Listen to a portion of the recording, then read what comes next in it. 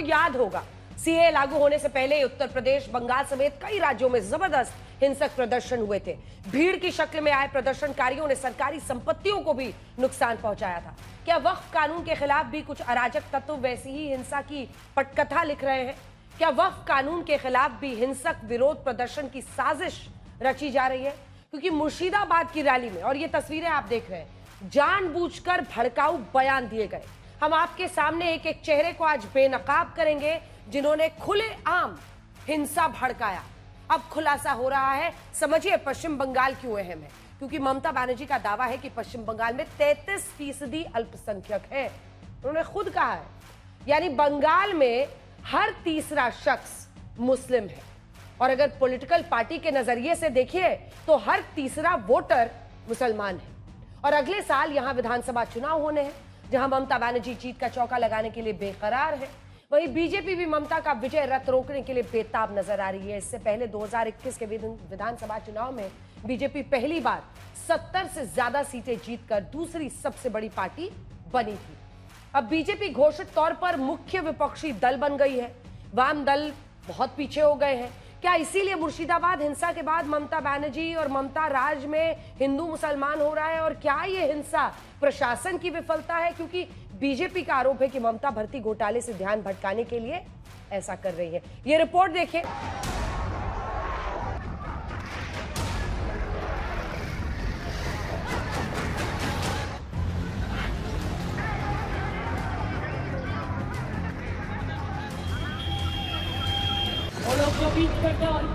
हमको बुलाते हैं। पहले वक्फ बिल पर संसद से सड़क तक घमासान मचा था। अब वक्फ कानून के खिलाफ पश्चिम बंगाल के मुर्शिदाबाद में हिंसक प्रदर्शन के बाद से तनाव बढ़ गया है। लेकिन मुर्शिदाबाद में हिंसा को लेकर आज बड़ा खुलासा हुआ है। वक्फ कानून के विरोध में आयोजित प्रदर्शन के दौरान कल मंच से भड़काऊ बयानबाजी हुई, जिसके बाद उग्र प्रदर्शनकारियों ने पुलिस पर हमला बोल दिया था। सुना आपने प्रदर्शनकारी कैसे सीधे प्रधानमंत्री को संबोधित करते हुए जहरीले बयान दे रहे हैं। 8 अप्रैल को जंगीपुर के पीडब्ल्यूडी ग्राउंड में जो सभा हुई थी, उसमें भड़काऊ बयान के बाद ही हिंसा भड़कने की बात सामने आ रही है। वक्फ कानून के खिलाफ प्रदर्शनकारियों ने कई जगह आगजनी की, कई गाड़ियों में तोड़फोड़ की और लोगों पर पत्थर बरसाए थे। ऐसी खबरें भी सामने आई हैं कि एक युवक की मौत को लेकर भी अफवाह फैलाई गई थी, जिसके बाद पहले से हिंसक भीड़ ने पुलिस पर धावा बोल दिया था। मुर्शिदाबाद पुलिस ने भड़काऊ बयान देने वालों के खिलाफ जांच शुरू कर दी है। मुअज्जिन एसोसिएशन की ओर से आयोजित इस सभा में एपीटीआर और एसडीपीआई जैसे संगठनों के लोग भी शामिल हैं। यहाँ बांग्लादेश की सरकार को उखाड़ फेंकने की मिसालें दी गई, तो बीजेपी, आरएसएस और प्रधानमंत्री, गृह मंत्री के खिलाफ भड़काऊ बातें कही गई। मुर्शिदाबाद हिंसा मामले में अब तक 20 से ज्यादा लोग गिरफ्तार हो चुके हैं। आज पुलिस ने आरोपियों को कोर्ट में पेश किया।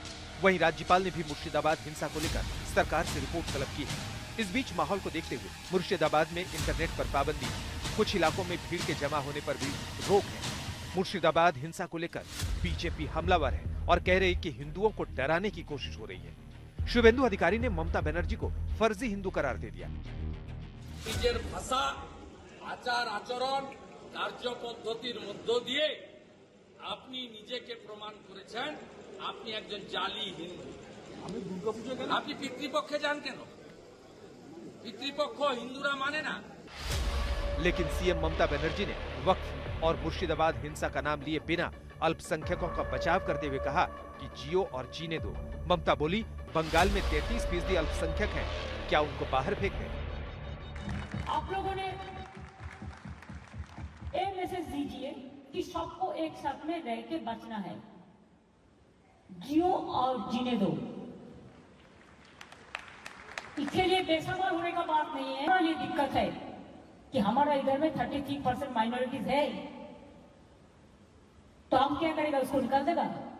कैसे निकाल सकते हैं? उधर बीजेपी कह रही है कि ममता सरकार भर्ती घोटाले से ध्यान हटाने के लिए ऐसी हिंसा करवा रही है।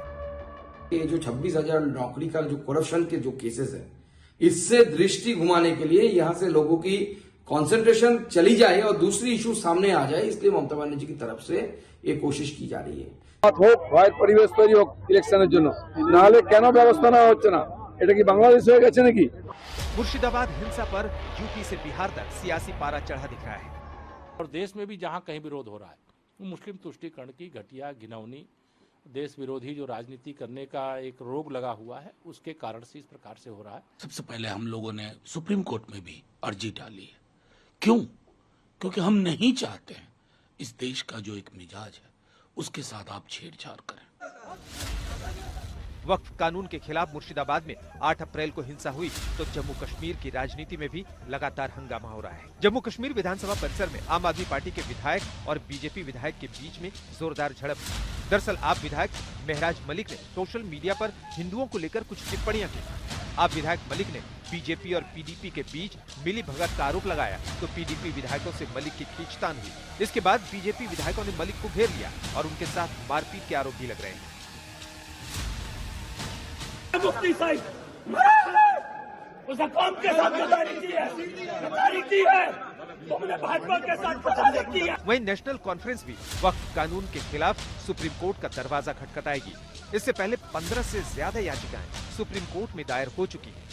लोकतंत्र में विरोध का अधिकार तो संविधान ने हर नागरिक को दिया है, लेकिन सवाल है कि वक्फ कानून हो या पहले सीए के विरोध में हिंसक प्रदर्शन कहां तक जायज है और क्या सियासतदान अपने नफा नुकसान के लिए जानबूझकर हिंसा की पटकथा लिख रहे हैं।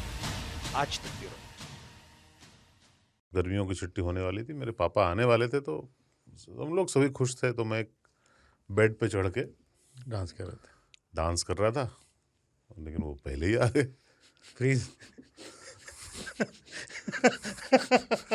तो मैं उस समय तो कंटिन्यू नहीं कर सकता था ना, तो फ्रीज फ्रेम टाइप का हो कसम गया। पैदा कर